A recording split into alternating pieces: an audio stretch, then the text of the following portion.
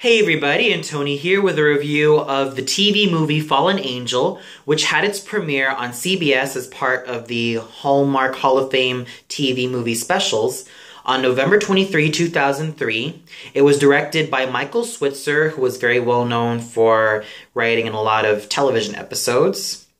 It was based on the novel by Don Snyder, who was also the head writer of this film. It was edited by Mark Rosenbaum with music by Ernest Troost.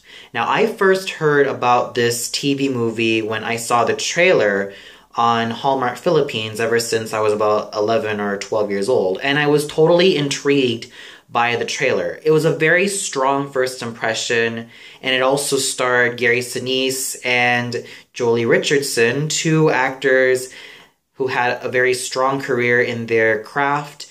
And actually, when you think about it, I actually like them as actors as well.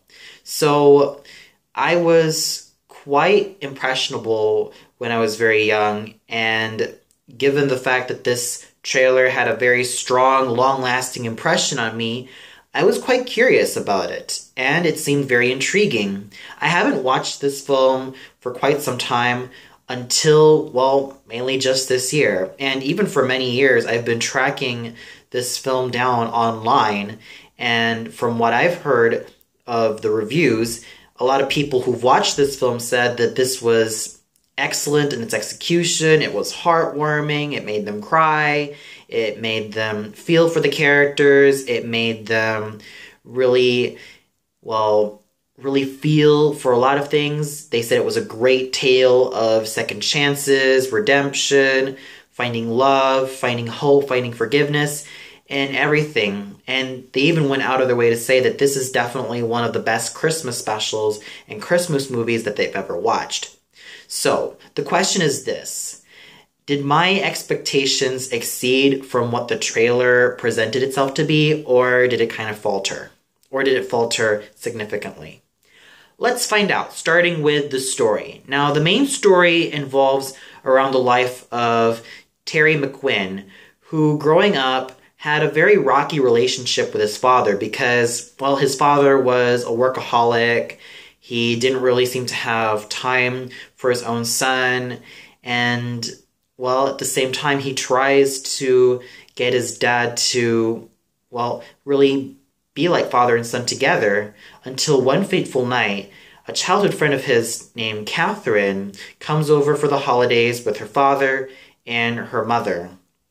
And it wasn't until that night that Catherine's father, who was Charles Wentworth, and Terry and Catherine go to a hospital as part of a charity cause for Christmas. And then after that, well, a fatal accident occurs in which Charles accidentally runs over a mother and her child, leaving Charles to be very devastated by the situation, and Terry continues to have a very rocky relationship with his father. Fast forward years from now, or let's say 30 years from now, in which we see Terry as a full-grown adult. He's a very successful lawyer, but when he finds out that his father is really ill, he rushes back to Maine only to find out that he apparently lost his life. So I'm not going to spoil the rest of the movie because, well, when you think about it, everything seems to really go together at a very great pace. Granted, at times the pacing can be kind of slow, but it takes time to really give you more insight of the characters and even give you an insight of what's happening in the scene. And at times, it does feel like a genuine story of love, redemption, and even finding forgiveness and hope in the face of adversity. This is a very strong film which has a very great story. It may not be the most groundbreaking, it may not be the most exciting, it may not be the most thrilling, but what you get from the story is a lot of heart, a lot of soul, and just a lot of heartwarming, heart-wrenching, and even some tear-jerking moments. But it will leave you with a lot of positive feelings. It'll make you feel great after you've watched this film. And, well, that's what I definitely got. It almost got me teary-eyed. I almost bawled after this film was finished because that's how everything really went together. Everything about this film, in terms of its story, was very well done. It was well executed. Oh, sure, there may have been a little bit of flaws here and there, but they're all forgivable because when you think about it, the story's strengths more than outweigh the flaws that it would have had or the flaws that it had. And they're just very, very minor. So, all in all, the story was absolutely well done. And let's talk about the cinematography. Now, interestingly enough, even though the entire story takes place in Maine and LA, this film was shot entirely in Toronto, Canada.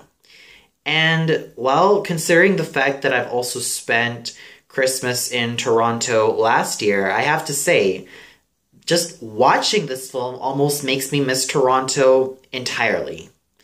Yeah, I've only been in the city areas and not in the mountainous, snowy areas. But for what it was worth, this film kind of made me have a very sentimental feeling about really missing Toronto and hopefully coming back there.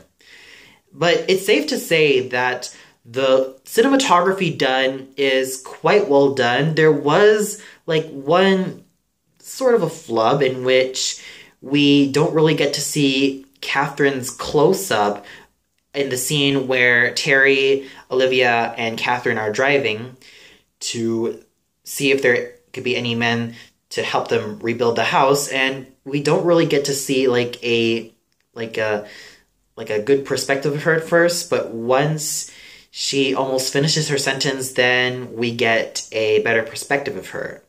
That's just one thing which was a little bit of a flub for me, but other than that, I felt like the cinematography was very well done, with such a great use of the landscape. Like, what more can I say? I'm a huge sucker for snowy landscapes. I really think that I probably could have lived in a very snowy country. Yeah, kind of like the whole thing about living in a tropical country for quite some time. But still, when you think about it, the cinematography was very well done. It made such a great use of the snowy and wintry landscape to such a great effect that can be quite poignant in times, and it's just so well done. And then we get to the music. The music, I am a huge sucker for these quiet and intricate and just plainly melodious silent orchestral pieces and piano pieces. I am a huge sucker for them. The music is used very well throughout the film, and it's just very heartwarming. It has the sense of really lifting your spirits and just making you reminisce, reflect, and just brings a tear to your eye, or even a tearful smile, or even a silent smile.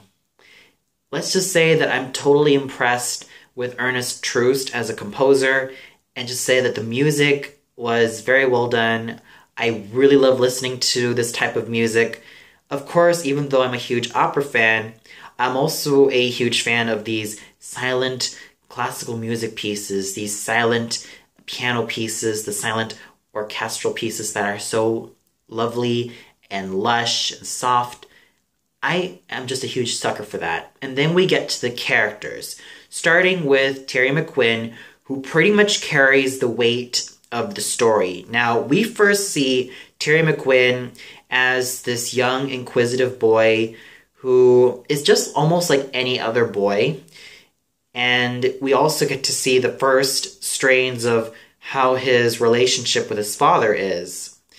And even though he tries to mean well to his father, and even though he loves him, it seems as though that strain will carry on much later on in life.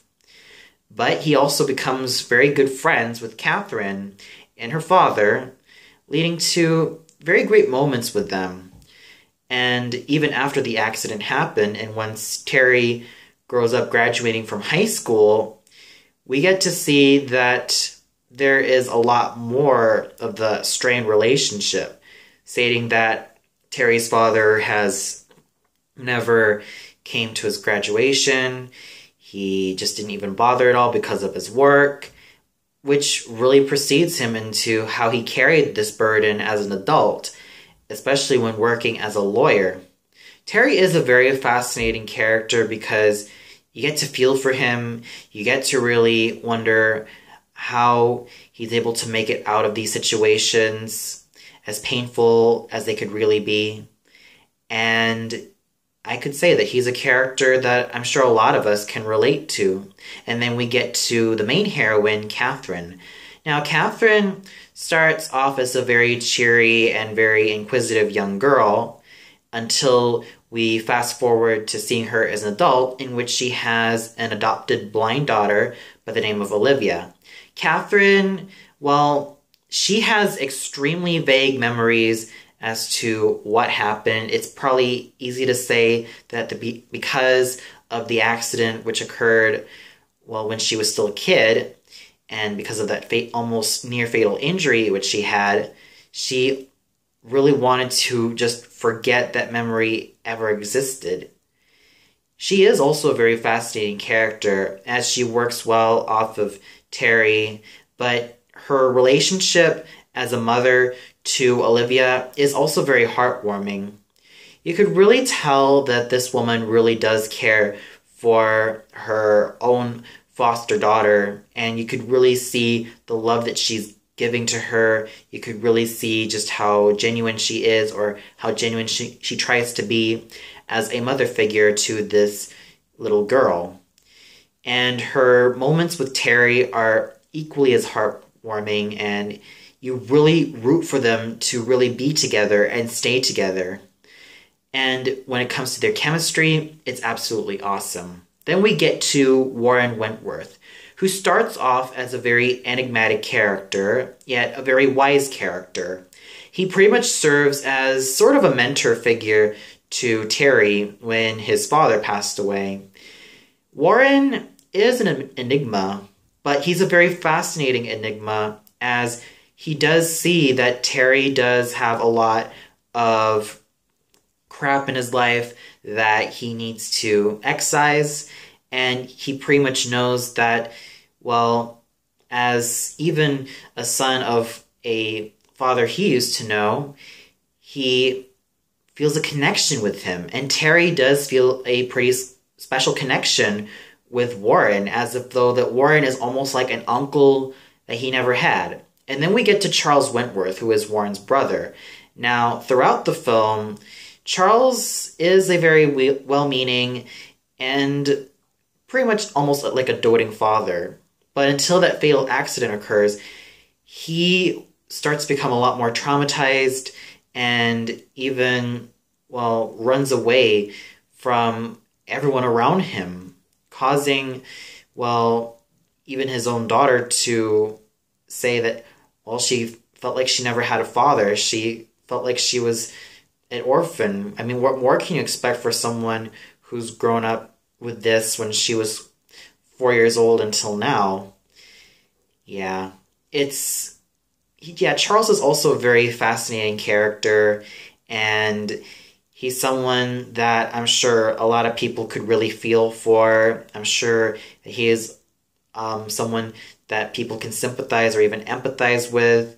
And he's quite fascinating as well. And then we get to Terry's late father, who is Mac. So Mac is a workaholic father who at times can be kind of not really horrid, but not really the greatest father Terry has ever had. But he's still a very great character in his own way, mostly because, well, he is someone that pretty much a lot of people felt that way when it came to how they feel about their relationships with their parents as they grow up from time to time. Even though there may not be a lot of strong moments, they will be still father and son even until the end of time. And even the character of Olivia is also a very fascinating child character. She's quite wise for her age, even though she can be very inquisitive and very curious about the world around her. And she's also quite a fascinating enigma because every time on screen, she appears with her dog Jack as if to, like, state something which is kind of, well, kind of ominous or even something almost like a warning. But she's still a very fascinating character. I really felt like the characters in this film, even though they're not the most groundbreaking or the most original, they are very honest characters. They're very human and they're very, very real, like people you get to know from a daily basis. And I have to say that these are great characters I can definitely relate to. With the acting, I have to say it's absolutely really great. In terms of Gary Sinise, I actually kind of like this gentleman in works like The Green Mile and especially with CSI Miami. He does a very good job portraying Terry. He doesn't go over the top, nor does he seem too wooden. He's pretty good. He may not have the greatest of expressions, the greatest of or even the hugest amount of expressions, but what he does with his character is actually pretty good, and he really was able to carry the weight of this film on a very great basis. And he does a very good job, all in all. And then his co-star, Joely Richardson, who is very well known in a lot of British film, and she herself is British, does a very great job carrying the weight of the film as well, giving Catherine a very multi-dimensional personality, and she doesn't even overplay her role. She plays it really naturally, and her American accent is very flawless. Surprisingly, a lot of the actors and actresses participating in this film are all Canadian, especially with veterans like Art Hindle and even Gordon Pinsent, who is also very well known for voicing one of the characters in Babar. You even have the likes of, let's see right here, Geordie Benatar, and then Rick Roberts, Philip Craig, Kate Trotter, and many, many others.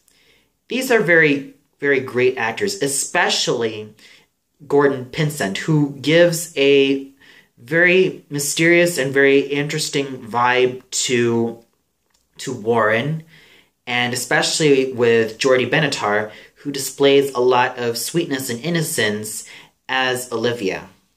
So overall, I have to say that I am more impressed with this TV movie than I ever thought I could be. I really have to say that this TV movie was well executed in terms of its heart, in terms of its story, in terms of its characters, and everything about it that made it stand strong.